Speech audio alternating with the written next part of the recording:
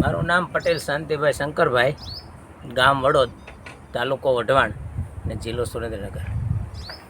મેં પ્રાકૃતિક શાકભાજી માર્ચ મહિનામાં શરૂઆત કરી હતી. મારે 15 લાઈન છે, એમાં 15 લાઈનમાં મેં અલગ અલગ શાકભાજી વાવ્યા હતા. ટોટલ 14 વેરાયટી હતી. એમાં અત્યારે હાલમાં કંકોડા અને કારેલા 2 થાય છે. રીંગણ પણ હવે પૂરા થવા આવ્યા છે. 3 વેરાયટી થઈ હતી, બાકીની વેરાયટી સફળતા મળી નથી. અત્યારે શાંતિભાઈ તમે શેનો છંટકાવ કરી રહ્યા છો? જીવામૃત. બરાબર. છંટકાવ નહીં, પરંતુ લાઇટ નથી આવતી, બરાબર. ડિલ્ચિંગ કરીએ છીએ. જમીનની અંદર ડ્રેન્ચિંગ કર્યું છે. બહુ સરસ. અત્યારે માનો કે ખેડ ના થઈ શકે અને પાણી થોડાક ઘણા ભરાયેલા હતા, એટલે જમીન એકદમ પોચી બનાવશે. બહુ સરસ. અત્યારે જીવામૃતનો છંટકાવ ચાલુ છે એમ? ડ્રેન્ચિંગ કરવાનું ચાલુ છે. 2 અને અહીં ખેડૂત મિત્રો આપણે જોઈએ કે શાંતિભાઈએ એમના ખેતરની અંદર કારેલી છે, કંકોડી છે, ગિલોડી, રીંગણ, ચોરી વગેરે પ્રકારના શાકભાજીનું વાવેતર કરેલું છે. અહીં આપણે જોઈ રહ્યા છીએ, એક કહેવાય છે કે કંકોડાની વિધિવત ખેતી કરવાવાળા કોઈક ભાગ્યે જ ખેડૂતો છે. અહીં ખેતરની અંદર કંકોડીનું વાવેતર કરેલું છે. કંકોડા પણ સારા લાગ્યા છે, અહીં આપ જોઈ રહ્યા છો.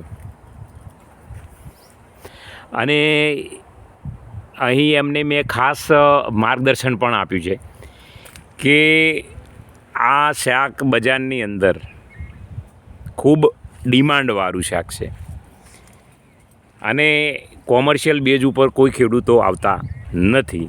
ક્યાંક એમને કંકોડીના ધરું કે બીજ મેળવવામાં તકલીફ પડે છે અને શાંતિભાઈ આ વર્ષે કોમર્શિયલ બેઝ ઉપર એમને બિયારણ પણ બનાવવાની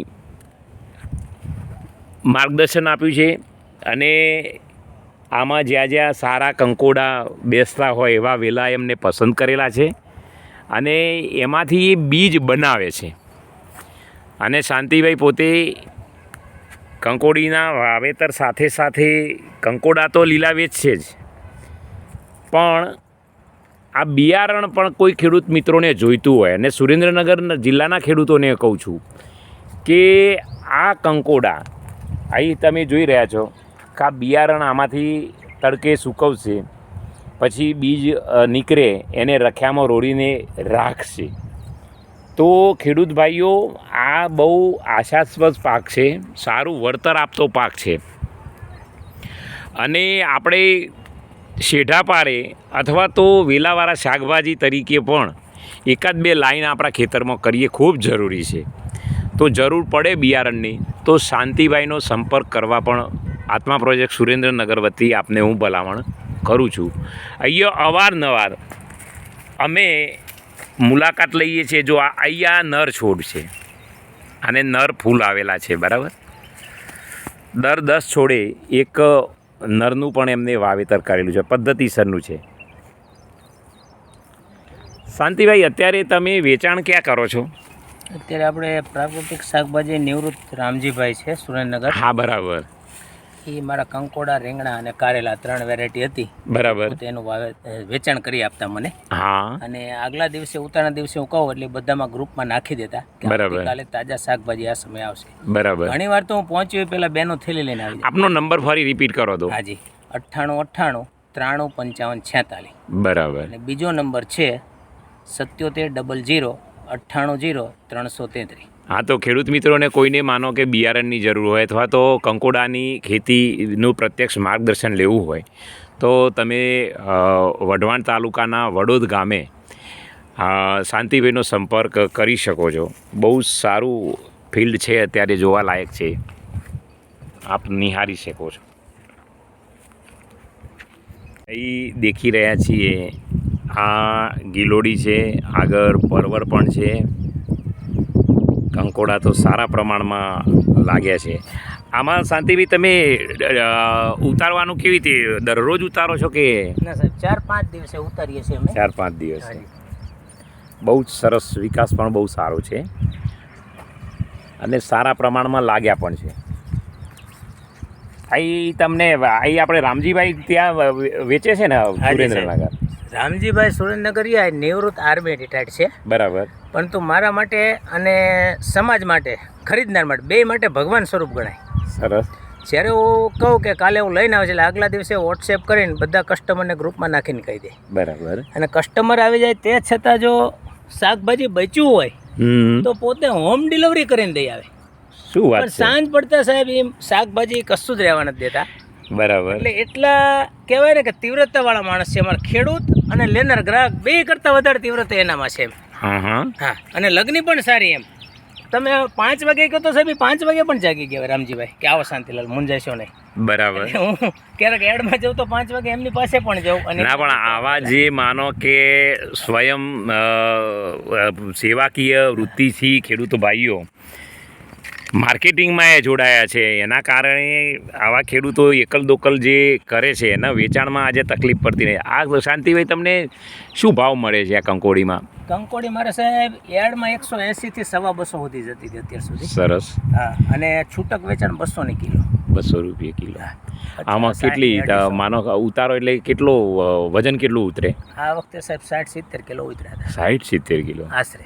બરાબર છે. એટલા દર વખતે નથી થતા. 30-40-50 એવા થાય છે.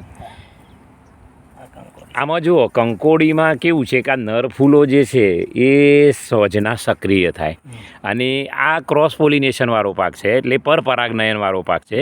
એટલે મધમાખી અને જે પરાગનયનના જે કીટકો છે એની ખૂબ જરૂર પડે અને સામાન્ય રીતે સાંજના એની એક્ટિવિટી ખૂબ ઓછી હોય. એટલે આવા સંજોગોમાં જ્યાં જ્યાં આપણા નર છોડ છે એના ઉપર તમે ગોળનું પાણી છાંટો ને તો સોજના પણ મધમાખી આવે અને પરાગનયનની પ્રક્રિયા સારી રીતે થઈ. અહીંયા કારેલી પણ છે, બહુ સરસ.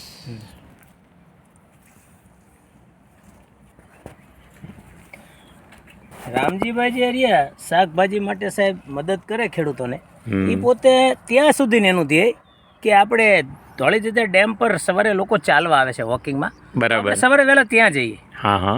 મારી સાથે આવે. એને તો કોઈ સ્વાર્થ નહીં તો પણ. બરાબર. અમે હજી ગોઠવી નથી શીખ્યા. મને કે આપણે એવો પણ પ્રયત્ન કરીએ. ઘણા લોકો આ સેવાનું કાર્ય કરે છે અને બીજા લોકો વેચવા લાવે, એ સવારનું ઉતારેલું બીજા દિવસે એડમાં લાવે.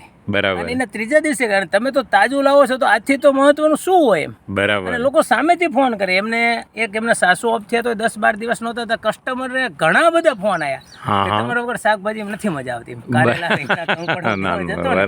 તો પણ એ લોકો પોતાના સાસરિયામાં નીકળી મને રિંગ કર્યું, નીકળી ગયો છું કે ઉતારો એટલે લઈને આવજો. એટલે કેટલું એને નથી કઈ કમિશન. આમાં જુઓ કે આપણને જો ખેડૂત ભાઈઓ લાગે કે જેટલા પાને કંકોડા લાગ્યા છે, બરાબર, એટલે ટૂંકમાં સમાજને સારું ખવડાવવું છે એનો ધ્યેય છે એમ. અને આ સુધી એમ કે લોકોને મળી રહે એમ.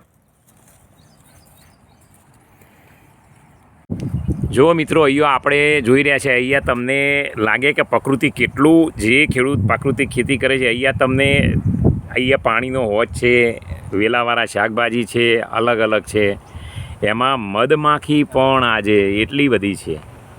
બરાબર. અહીં મધમાખીની એક્ટિવિટી પણ સારી છે.